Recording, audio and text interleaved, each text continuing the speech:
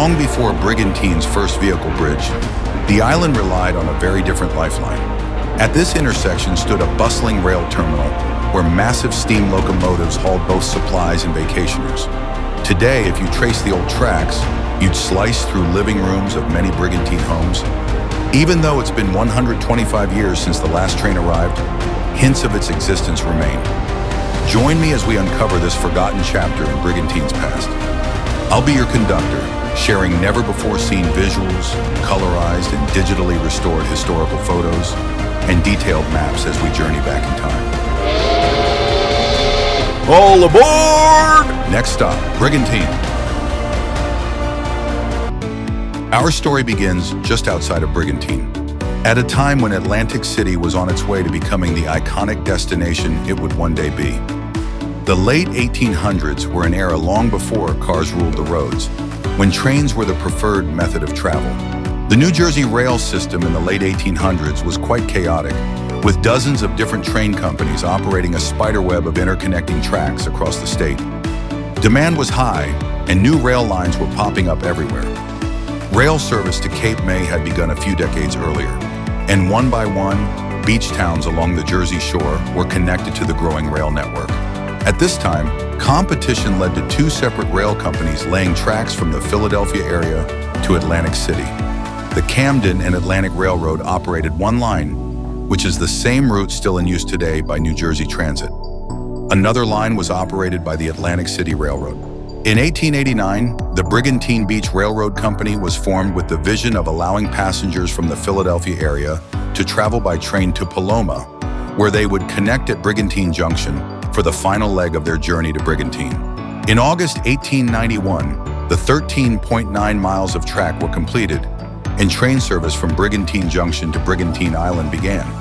For just 40 cents round trip, this new branch offered morning and evening round-trip service to and from the island. Let's take a closer look at some of these spots, beginning with the Brigantine Junction in Pomona. Here we'll use an overlay of a 1930s map that shows the location of Brigantine Junction and helps us visualize where it once stood.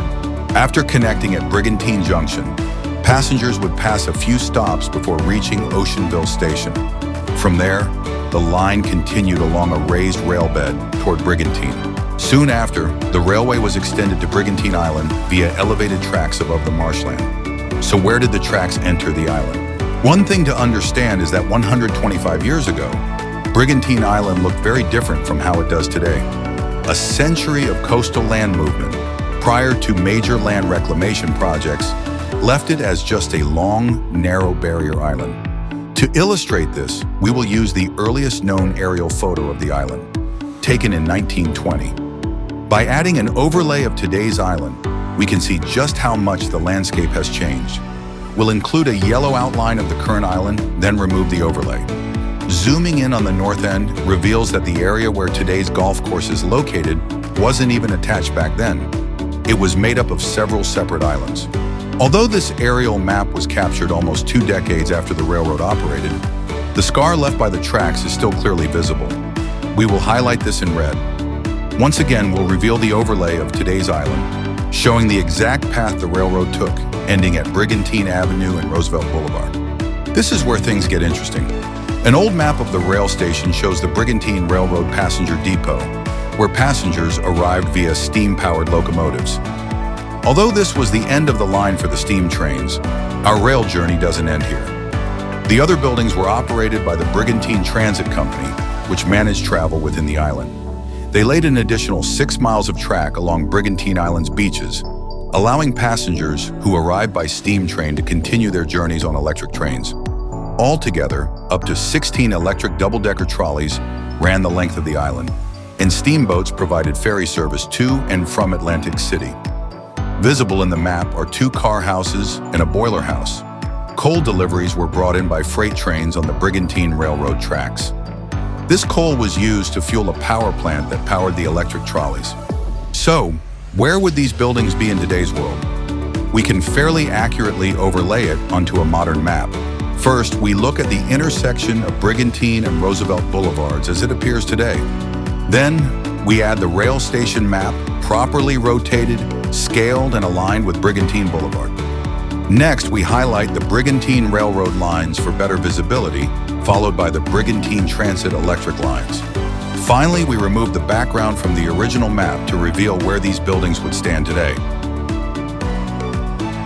Rail service continued until September 1903, when a raging storm destroyed a large section of tracks above the marshland outside Brigantine. Due to the high cost of repairs and the route's ongoing unprofitability, the decision was made not to rebuild, as service halted, which also stopped coal deliveries to the island. This resulted in taking the electric power plant offline and effectively ended the island's trolley service as well. Today, not much remains of the railroad that once existed. In Pomona, Brigantine Junction is long gone, along with the rail line that connected to it. The former site now sits in the shadow of the Atlantic City Airport. The Oceanville station has also disappeared. At the same intersection, a shopping center now stands, bearing a name that honors its rail history. Following the rail line toward Brigantine, you can drive along the elevated rail bed, now known as Great Creek Road, which extends into the Edwin B. Forsyth National Wildlife Refuge. There's even a lookout tower you can visit. The elevated tracks above the marsh are long gone, but if you know where to look, you can still spot remnants of old wooden pilings, and you can make out a faint scar in the landscape where the tracks once ran. In today's world, we can see that the tracks would have cut the 17th hole fairway of the golf course in half and continued straight to Brigantine and Roosevelt Boulevards, traversing through the living rooms of several dozen of the island's homes. The Brigantine Railroad may be gone, yet its spirit endures in the island's ongoing evolution and in the memories of a bygone era that helped shape the shore we know today. Its brief existence raises an intriguing question. If the rail line had remained, how do you think Brigantine would be different today?